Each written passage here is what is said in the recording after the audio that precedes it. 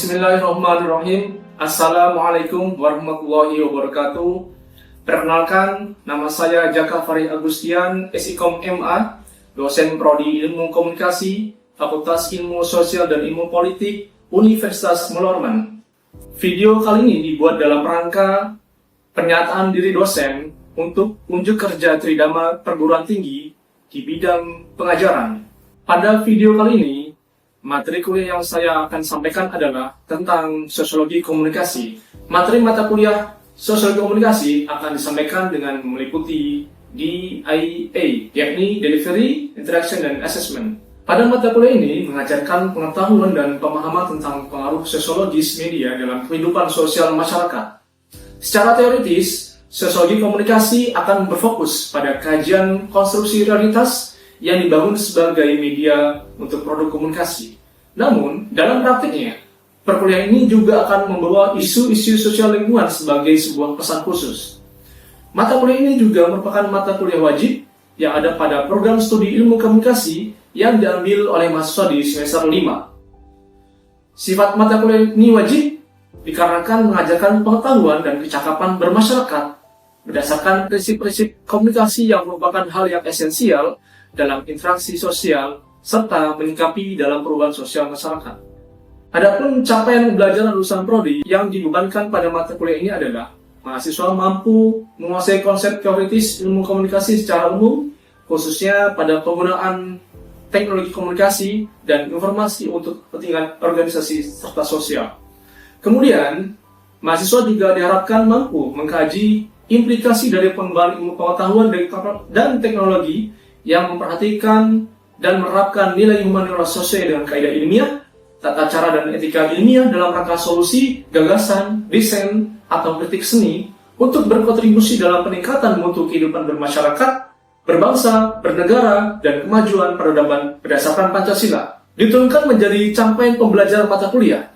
Mahasiswa mampu mensintesis konsep dan teori sosiologi komunikasi, khususnya dalam penguasaan teknologi komunikasi dan informasi, untuk kepentingan organisasi dan bermasyarakat, serta mampu memanfaatkan pengembangan iptek berdasarkan nilai humaniora untuk mengevaluasi fenomena sosiologi komunikasi dalam meningkatkan mutu kehidupan bermasyarakat.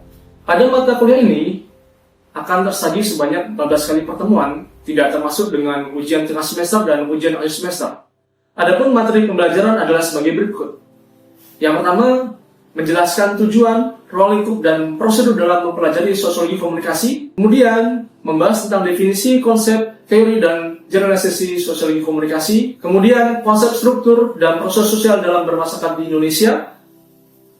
Kemudian, teori dan konsep komunikasi personal. Kemudian, konsep perubahan sosial dalam perkembangan komunikasi, beserta karakteristiknya, dan juga contoh-contoh perubahan sosial.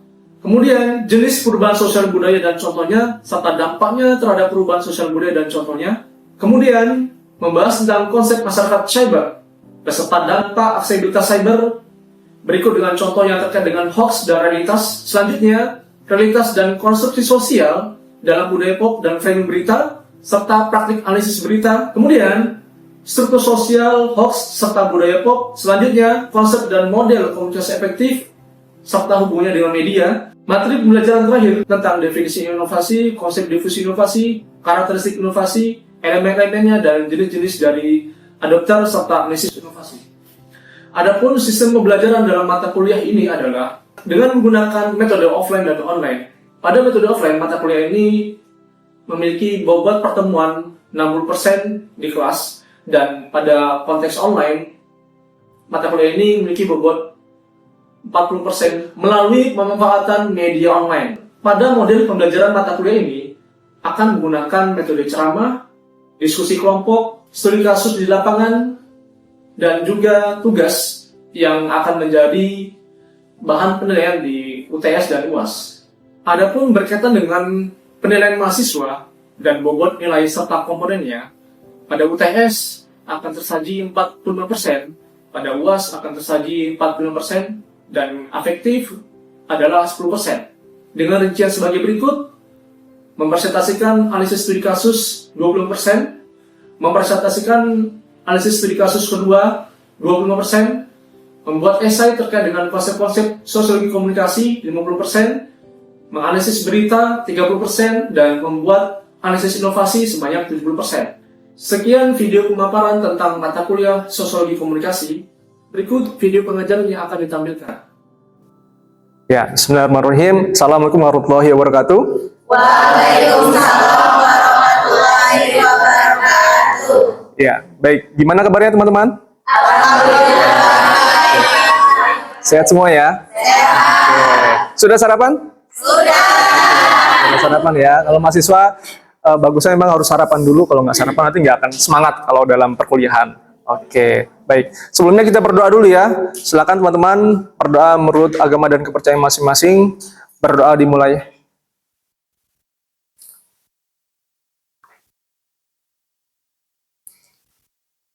Ya, selesai. Oke, baik teman-teman. Pada pertemuan kali ini kita akan mencoba membahas berkaitan dengan perubahan sosial budaya dalam konteks media dan komunikasi, gitu ya. Dimana dengan adanya perubahan yang semakin masif pada zaman sekarang ini tentu membuat mahasiswa semua kalangan untuk bisa adaptif dalam berbagai hal, gitu ya. Nah, tapi sebelumnya saya mau mereview dulu berkaitan dengan pertemuan minggu lalu, yakni kita membahas tentang konteks komunikasi personal dan komunikasi massa dalam era media dan komunikasi. Bagaimana sih keterkaitan dengan sosiologi komunikasi itu sendiri. Nah, kalau kita balik lagi kemarin pertemuan minggu lalu, komunikasi personal itu apa? Pertukaran informasi antara individu atau kelompok kecil, gitu ya. Artinya di sini komunikasi yang basisnya antara individu atau kelompok, gitu ya. Nah, kemudian di mana peran sosiologisnya? Membangun identitas diri, kemudian juga membentuk ikatan sosial dan mensosialisasikan nilai dan norma. Itu ya yang dari hal komunikasi personal. Nah, kemudian komunikasi massa apa sih sebetulnya fungsinya di sini? Teman-teman bisa melihat bahwa di sini potensinya adalah menyebarkan pesan kepada khalayak luas melalui konteks media massa, gitu ya. Jadi kata kuncinya itu adalah media massa. Nah, tentunya semuanya sudah tahu media massa itu apa? Media yang ada di internet, bisa TV, televisi, radio, kemudian digital, yang kalian gunakan Instagram dan TikTok misalnya, gitu ya. Itu artinya semuanya kita memanfaatkan konteks komunikasi massa di sini.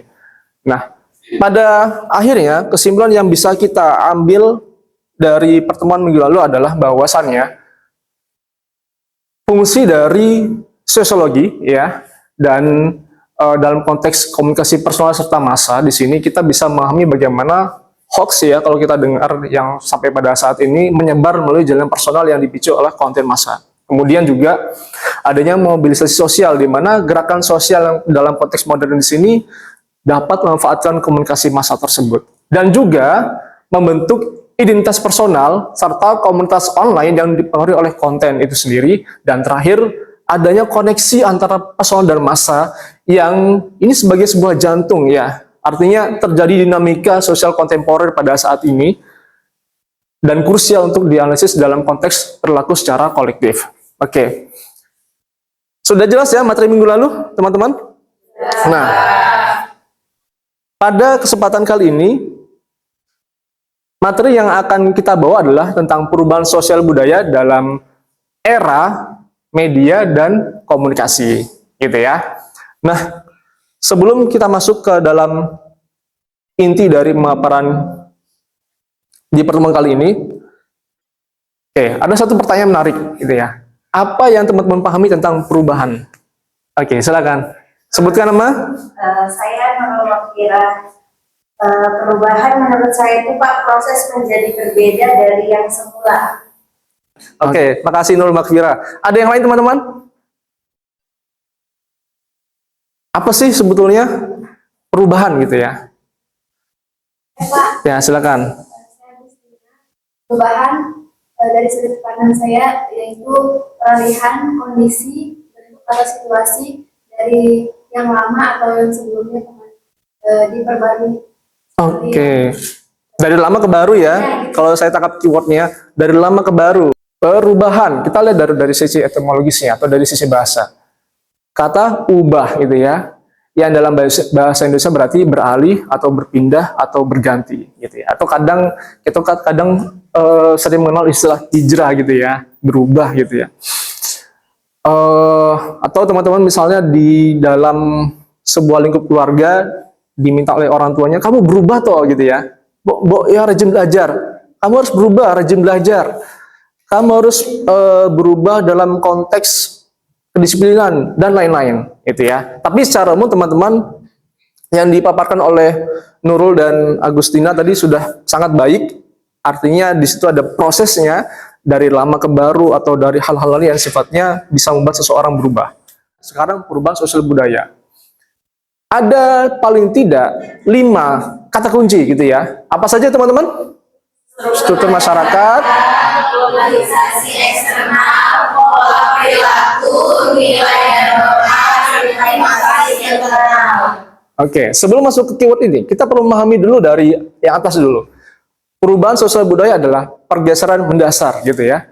Dalam sebuah struktur, apa yang terlibat di dalamnya? Ada pola, ada perilaku, ada nilai atau kebiasaan, norma atau aturan yang berlaku dalam suatu masyarakat yang ini bersifat dinamis gitu ya.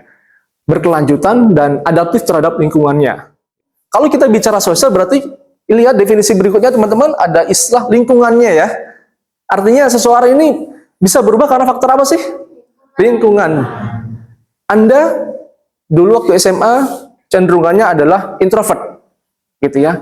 Pokoknya kalau ada teman diam aja pokoknya gitu ya. Saya pernah diceritain oleh keluarga saya, jadi temannya tuh pokoknya sampai dijulukin maksudnya dia nggak mau ngomong sama sekali, nggak mau bicara, gitu-gitu aja terus pokoknya ya. Jadi nggak mau bicara waktu SMA gitu. Nah, apakah dia akan selalu seperti itu? Tidak mungkin kan? Ada masanya dia akan kuliah, ada masanya dia akan bertemu dengan tetangga gitu ya, menikah dan sebagainya. Pasti hal tersebut harus dilakukan dengan cara proses adaptif atau mengikuti kebiasaan di masyarakat gitu. Sampai sini jelas teman-teman? Jelas ya. Kalau ada yang mau ditanyakan silahkan ya. Nah, kemudian teman-teman barulah kita masuk ke dalam konteks perubahan sosial. Nah, ini kan bagian dari sebuah evolusi dari analog ke digital yang sifatnya sekarang itu digital teman-teman. Oke, lalu kemudian apa sih dampaknya dalam konteks pola interaksi sosial? Menimbulkan yang pertama adalah komunikasi virtual. Kemudian timbullah sebuah percakapan secara virtual gitu. Selain itu juga ada yang namanya komunitas daring ya. Anda tergabung dalam sebuah grup kelas, itu termasuk dalam komunitas daring tidak? Jelas ya? Ya, karena terhubung secara daring dan adanya masa 2 orang atau lebih di situ. Kemudian, ya ini penurunan tatap muka. Jelas tidak? Kalau dulu mungkin teman-teman kita berkumpul dengan keluarga kita, maaf-maafan misalnya saat lebaran gitu ya. Tak elok rasanya kalau tidak mengunjungi kan. Tidak berkunjung ke guru kita, ke orang tua kita, kerabat kita misalnya, ke rumah Pak Jaka misalnya gitu. Tapi sekarang dengan adanya handphone, apa yang kita lakukan? Assalamualaikum minal aizin wal faizin gitu-gitu kan. Taqabbalallahu minna wa minkum. Dah gitu aja gitu kan. Dalam hati kita, sudah kok, sudah selesai gitu ya. Nah, ini dampak dari perubahan sosial yang diakibatkan oleh media massa gitu. Nah, sekarang kita masuk ke dalam tahap studi kasus ya. Kita coba berdiskusi ya berkaitan dengan konteks perubahan sosial di dalam ambil contoh tentang ekonomi digital dan sebuah gaya hidup gitu. Sebelum saya bertanya pada teman-teman semua, kita bisa melihat terlebih dahulu bahwasannya di sini pertumbuhan ekonomi digital di Indonesia ini mencapai 62 miliar US dollar pada 2023. Dan seiring berjalannya waktu dapat mengubah pola belanja seseorang ya, atau sebuah kelompok hingga menciptakan sebuah jenis pekerjaan baru yang berbasis daring gitu ya. Dan kemudian kita bisa lihat di sini juga ada 3 elemen nilai e-commerce-nya bergeser signifikan, kemudian pekerjaan baru yang berbasis daring, dan atau sebuah kerja jarak jauh gitu. Teman-teman di sini siapa yang di HP-nya ada akun Shopee? Saya. Yang laki-laki? Oh, nggak punya. Mas, ada? Ada kan? Tokopedia? Ada. Akun game ada, Mas? Ada. Ya, sebetulnya mungkin dalam benak hati kita tidak ingin membeli awalnya, gitu kan? Tapi karena melihat barang yang menariknya, tas kok menarik banget ya, variasi harganya gitu ya, dari yang termurah sampai yang termahal gitu kan ada. Atau juga sepatu misalnya, kita tinggal check out aja kan, check out. Kemudian kalau kita misalnya punya saldo di rekening kita, kan sekarang ada mobile banking kan, tinggal transfer saja. Sangat mudah sekali. Kita tidak perlu mengorbankan bensin, tenaga, bahkan kalau kita ada kuliah, gitu kan, tenaga kita tidak perlu terforsir untuk membeli barang itu tersebut, bisa melalui belanja online tersebut. Itu pemanfaatan dari sisi media online gitu. Apabila ada pertanyaan, silakan. Ya, silakan Nurul. Mungkin pertanyaan saya terkait bagaimana sih cara kita menyikapi perubahan perubahan sosial itu, dinamika sosial yang berkaitan dengan media sosial. Nah, terkait gaya hidup, bagaimana sih Pak? Karena kan di kalangan Gen Z ini mungkin gaya hidupnya agak sedikit wow. Nah, bagaimana sih cara kita menyikapi untuk nggak terlalu terjun ke sana gitu Pak?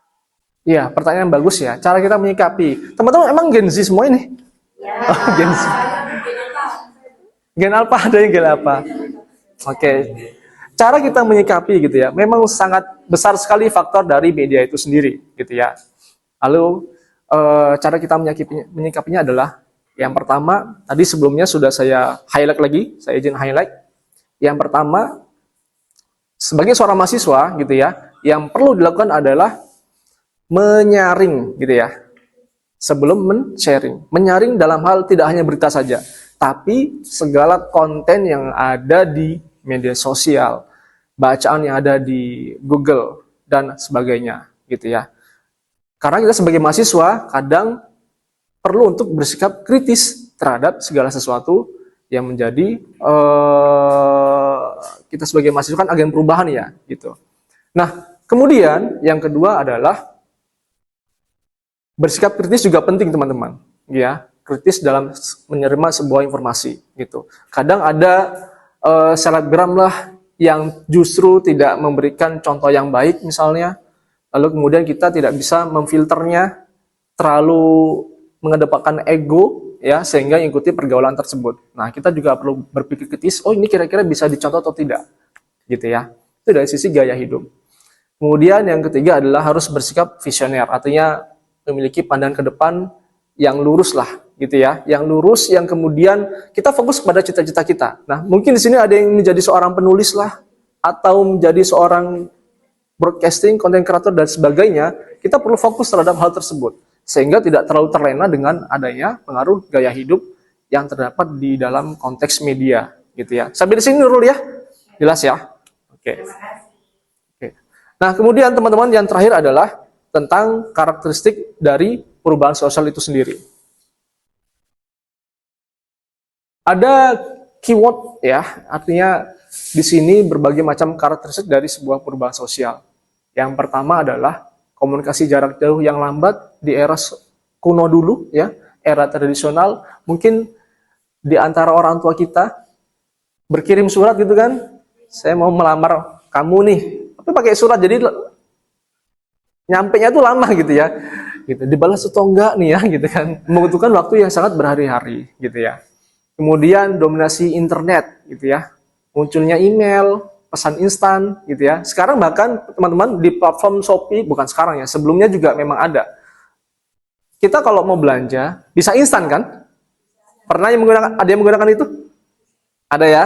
Jadi langsung pesan instan, kita pesan hari ini langsung diantar hari ini juga di Shopee ya, bisa seperti itu. Kemudian revolusi telepon ya, memungkinkan komunikasi suara secara instan, mengubah cara seseorang untuk bisa juga berbisnis ya, apalagi di WhatsApp sekarang bisa menggunakan platform bisnis kan, ya. Jadi tidak hanya menggunakan konteks pribadi saja dalam aspek WhatsApp tersebut. Kemudian era digital ya, perkembangan teknologi yang terus membentuk cara kita berinteraksi dan bekerja. Sekarang juga banyak sekali pekerjaan-pekerjaan yang bersifat daring ya, yang bersifat online gitu. Jadi tidak harus datang jam 8, pulang jam 5 sore, nggak harus seperti itu. Seseorang bisa fleksibel dalam bekerja, begitu. Nah, baik teman-teman, karakteristik perubahan sosial dibagi menjadi dua. Yang pertama adalah terencana dan tidak terencana. Yang terencana itu apa? Kita lihat dari misalnya kebijakan pemerintah dalam konteks program keluarga berencana atau pembangunan infrastruktur. Itu kan artinya berencana ya. Sudah ada anggarannya, sudah ada prosedurnya, langkah-langkahnya, dan sebagainya. Itu artinya sudah terstruktur, sudah terencana. Kalau tidak terencana seperti apa teman-teman? Contohnya, kita dulu pernah mengalami ya, pandemi COVID kan, itu tidak terencana teman-teman. Karena memang sudah, kalau kita bahasanya berarti sudah takdir ya, karena tidak terencana, oh tiba-tiba ada COVID nih, gitu. Atau hal-hal lain lah yang menyebabkan seseorang berubah. Tidak terencana kemudian adalah misalnya perubahan digitalisasi, gitu ya. Siapa yang menyangka tiba-tiba ada ChatGPT berbasis AI kan? Tidak ada yang menyangka sama sekali kan? Gitu. Kita nggak tahu nanti ke depan seperti apa, apakah aksesnya akan lebih mudah, gitu ya. Semuanya berbasis listrik, tidak harus menggunakan bensin, kita tidak tahu. Artinya, tapi yang jelas ini adalah karakteristik perubahan sosial yang tidak terencana, gitu ya. Oke, sebelum saya tutup, teman-teman, silakan kalau ada pertanyaan. Pak, saya ingin bertanya, nama Ya. saya Azrianti, bertanya mengenai penggunaan AI. Sebenarnya penggunaan AI ini kan banyak manfaat untuk kita semua sebagai membantu, tapi di sisi lainnya banyak kekurangannya juga, Pak. Oke, berarti penggunaan AI ya. Sebelum saya jawab, gimana menurut teman-teman? Dampak penggunaan AI. Apakah itu positif atau negatif kira-kira? 50-50, ada negatifnya, ada Positifnya apa? positifnya pastinya bisa membantu sih Pak. Tapi kalau negatifnya seseorang akan harus bergantung misalnya.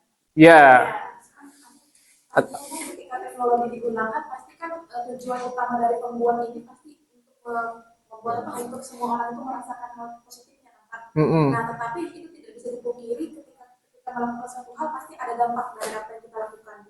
Nah, dampak positifnya tadi itu bisa memudahkan kita, bisa juga mempercepat dalam informasi itu dari AI nanti. Tapi tidak semua AI itu bisa AI itu bisa semua dikatakan itu bisa diterima secara benar, menjadikan itu sebagai dasar dari segala informasi gitu. Tapi penting yang seperti tadi Bapak katakan, penting adanya penyaringan tadi. Iya, betul ya teman-teman ya. Kadang kita sebagai mahasiswa terlalu keenakan dengan fasilitas gitu ya. Keenakan dengan fasilitas sehingga lupa untuk mencari informasi gitu. Ini pada dasarnya betul memudahkan kita, sangat memudahkan. Ada tugas misalnya, tapi dalam tanda kutip ya. Ada tugas tentu harus dibarengi dengan referensi. Nah, di AI apakah valid? Nah, khawatirnya tidak valid teman-teman gitu. Bahkan lebih baik kalau saya sarankan menggunakan pemikiran pribadi dalam hal tugas gitu. Tapi dengan catatan AI bisa juga berfungsi dalam konteks apa? Hanya sekedar untuk ini aja Pak, menambah referensi atau menambah apa sih namanya hasanah saja. Jadi kita menuangkan tulisan kita secara pribadi, kemudian kira-kira kok saya mandek ya? Pikiran saya mau tulis apa lagi nih? Oh saya tambahkanlah 1-2 kalimat, coba lihat. Oh dari AI mintanya seperti ini, bagusnya seperti ini. Oh bisa kita tambahkan teman-teman. Tapi lebih bagus, lebih baik kita menggunakan pemikiran pribadi. Nah AI fungsinya untuk menunjang tugas kita dalam konteks menambah hasanah, menambah wawasan saja gitu. Tapi kita juga perlu memperhatikan referensinya. Apalagi pada saat sidang skripsi nanti kan ditanya, bisa juga ditanya, apa referensinya gitu, kamu mengatakan seperti ini. Ayo. Nggak mungkin kita jawab referensi AI kan? Enggak dong. Pasti harus ada sesuatu yang valid. Gitu ya. Jelas ya teman-teman ya? Oke teman-teman, sebelum saya tutup, kesimpulan yang dapat diambil adalah, ya, perubahan sosial budaya dalam konteks media dan komunikasi adalah sebuah keniscayaan gitu ya. Dan kita sebagai masyarakat harus bersikap adaptif ya, mengikuti kebiasaan yang ada, perkembangan yang ada, lingkungannya seperti apa, dan harus bersikap kritis dalam menyaring setiap informasi. Dan kemudian pembangunan literasi digital ini menjadi krusial, menjadi penting, gitu ya.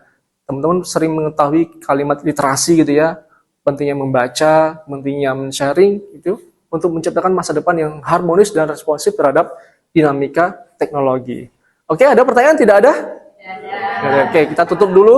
Silakan applause dulu teman-teman. Oke, sebelum saya tutup kita berdoa dulu lagi ya. Semoga dengan adanya materi kuliah ini dapat memberikan manfaat yang sangat baik, dapat diimplementasikan di kehidupan sehari-hari. Berdoa dimulai. Ya, selesai. Saya tutup teman-teman. Wassalamualaikum warahmatullahi wabarakatuh. Waalaikumsalam warahmatullahi wabarakatuh. Terima kasih atas kesempatan yang diberikan. Sekian pemaparan dari saya. Atas perhatiannya saya ucapkan Assalamualaikum warahmatullahi wabarakatuh.